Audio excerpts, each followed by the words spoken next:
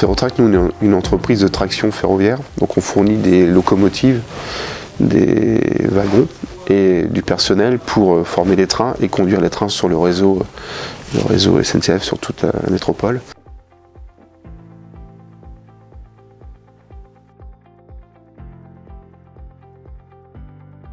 On a du mal à recruter, Saint-Pierre-des-Corps est en train de se développer autour du matériel ferroviaire et de la maintenance ferroviaire. Il n'y a pas de formation qui existe, donc du coup, dès qu'on veut recruter quelqu'un, on est obligé de nous de l'inscrire en apprentissage avec un tuteur pendant plusieurs mois, et ça reste qu'un accompagnement, tandis que là, l'avantage, c'est qu'on a pu mesurer le niveau de chaque candidat, adapter une formation, et après l'affiner en fonction des particularités de chacun.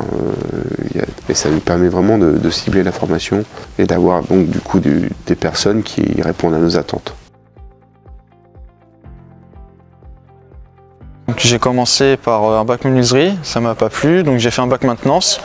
Après, du coup, avec ce bac maintenance qui était spécialisé dans l'industrie, j'ai travaillé plus dans de l'électronique, et du coup après par la suite j'ai vu cette formation là et j'ai dit pourquoi pas tester le ferroviaire, et puis j'ai fait la formation, ça m'a plu et du coup je suis resté. Au début c'était un peu compliqué parce que c'était la première fois qu'une formation comme ça se faisait dans le domaine du ferroviaire, parce que normalement c'est que des écoles privées de SNCF, donc la mise en place c'était un peu compliqué, mais du coup à force de dialoguer avec du coup les formateurs plus nos tuteurs en entreprise, ça s'est amélioré, ça a fini par finalement rouler comme une formation standard, normale. J'avais un statut de stagiaire durant toute la durée de la formation.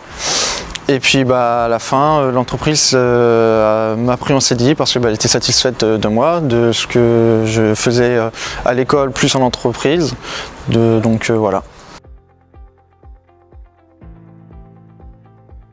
L'engagement tripartite avec le salarié ou futur salarié, l'entreprise et la région Pôle emploi, les organismes qui ont aidé à ce développement-là, ça nous a permis de sélectionner, de recruter et de former des gens vers des fonctions bien précises et donc d'aboutir sur un CDI pour quelqu'un qui voulait venir travailler dans notre secteur d'activité. Le partenariat était intelligent parce que du coup nous on prenait aussi en partie en charge les frais de déplacement, enfin tous les frais annexes.